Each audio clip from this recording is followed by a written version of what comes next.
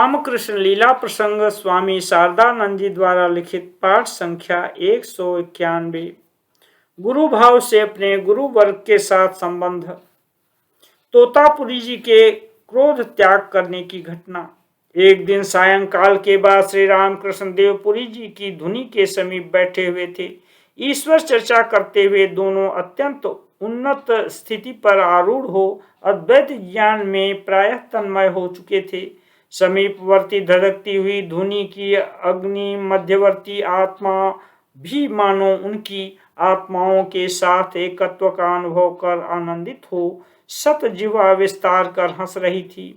ठीक उसी समय बगीचे के किसी नौकर को तंबाकू पीने की विशेष इच्छा हुई और वह चिलम में तंबाकू भरकर अग्नि के लिए वहां आया और धूनी से लकड़ी निकालकर अग्नि लेने लगा।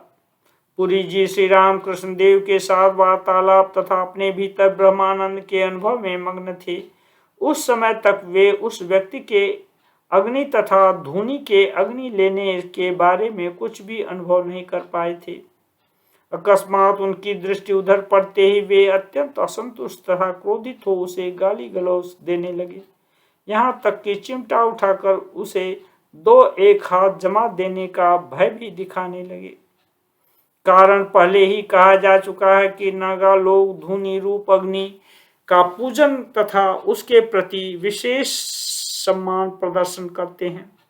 श्री रामकृष्ण देव अर्धबाह्य दशा में पुरी जी के इस आचरण को देखकर जोर जोर से हंसते हुए बारंबार वाह वाह वाह वाह शाबाश शाबाश कहते हुए धरती पर लोटपोट होने लगे।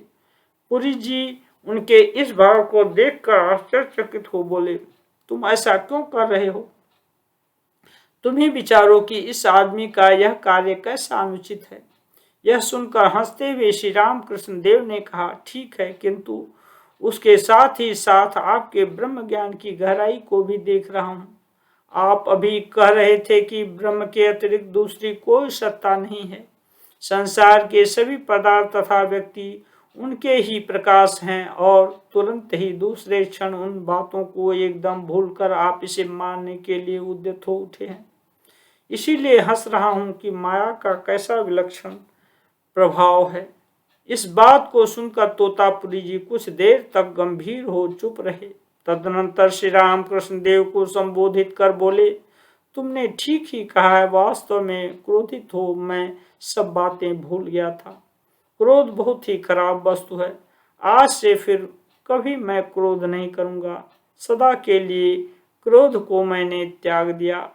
और यथार्थव उस दिन से पुरी जी को कभी क्रोधित होते नहीं देखा गया। माया जब तक कृपा पूर्वक मार्ग छोड़ नहीं देती तब तक मानव को ईश्वर प्राप्ति नहीं हो सकती। श्री रामकृष्ण देव कहा करते थे, पंचभूतेर फांदे ब्रह्म पड़े कांदे। पंचभूतों के फंदे में फंसकर ब्रह्म रोया करता है। आंख बंद कर तुम चाहे जितनी बार अपने मन को समझाते रहो कि कांटे खरोंच कुछ भी नहीं है, किंतु कांटे पर हाथ पड़ते ही तत्काल वह भीतर चुभ जाता है और तुम आह कहकर चिल्ला उठते हो। ठीक इसी प्रकार तुम चाहे जितना भी अपने मन को समझाओ कि तुम्हारा जन्म मृत्यु पाप पुण्य शोक दुख भोग प्यास आदि कुछ भी नहीं है, तुम जन्म जरा रहित निर्विकार सच्चिदानंद स्वरूप आत्मा हो, किंतु जब ही तुम्हारा शरीर अस्वस्थ हुआ संसार के रूप रसादि के प्रलोभन में जो ही तुम्हारा मन फंसने लगा, काम कांचन के आपात मुख में निमग्न हो, जो ही तुमने कोई कुकर्म किया, तत्काल ही मोह यातना दुख आदि सब कुछ उपस्थित होकर तुम्हें आचार विचार से भ्रष्ट कर एकदम संकट में डाल देंगे। इसलिए यह निश्चित जानना कि ईश्वर की कृपा के बिना माया द्वारा दरवाजा छोड़े बिना किसी को आत्मज्ञान की प्राप्ति तथा दुख की निवृत्ति नहीं हो सकती। दुर्गा सप्तशती की इस उक्ति को क्या तुमने नहीं सुना है?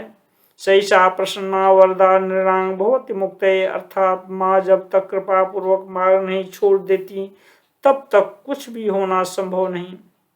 उपरोक्त विषय में श्री रामचंद्र जानकी तथा लक्ष्मण के वन पर्यटन का दृष्टांत। श्री रामचंद्र जानकी तथा लक्ष्मण वन में जा रहे थे। वन का मार्ग संकीर्ण था। एक से अधिक व्यक्ति का उस पर चलना संभव नहीं था। हाथ में धनुष लेकर श्री रामचंद्र जी आगे आगे चल रहे थे। उनके पीछे जानकी और जानकी के पीछे धनुष बाण लेकर लक्ष्मण जा रहे थे। श्री रामचंद्र के प्रति लक्ष्मण की ऐसी भक्ति थी कि उनके मन में नव घनश्याम राम रूप के दर्शन की अभिलाषा सदा जागृत रहती थी, किंतु बीच में जानकी थी, इसलिए चलते हुए श्री रामचंद्र को देखे बिना व्याकुल हो रहे थे। बुद्धिमती जानकी को जब यह व्यतीत हुआ तब वे उनके कष्ट से दुखित हो चलती हुई एक बार मार्ग से एक ओर हटकर खड़ी हो गई और बोली, देख लो। उस समय लक्ष्मण को जी भर कर अपनी इष्ट मूर्ति राम के दर्शन मिले। इसी प्रकार जीव एवं ईश्वर के बीच में माया रूपिणी जानकी विद्यमान है। जीव रूपी लक्ष्मण के दुख से दुखित होकर जब तक वे मार्ग छोड़कर एक ओर खड़ी नहीं हो जाती तब तक जीव को ईश्वर के दर्शन प्राप्त करना संभव नहीं, यह निश्चित जानना। ज्यों ही उनकी कृपा होती है तत्काल ही जीव को राम रूपी नारायण के दर्शन मिल जाते हैं तथा यह व्यक्ति सभी यातनाओं से मुक्त हो जाता है। अन्यथा हजार आचार विचार करते रहो, उससे कुछ भी नहीं होता। कहा जाता है कि अजवाइन का एक दाना भात के 100 दानों को हजम कर देता है, किंतु जब पेट की बीमारी होती है उस समय 100 अजवाइन के दाने एक भी शीत को हजम नहीं करा पाते। इसे भी ठीक वैसे ही समझना चाहिए।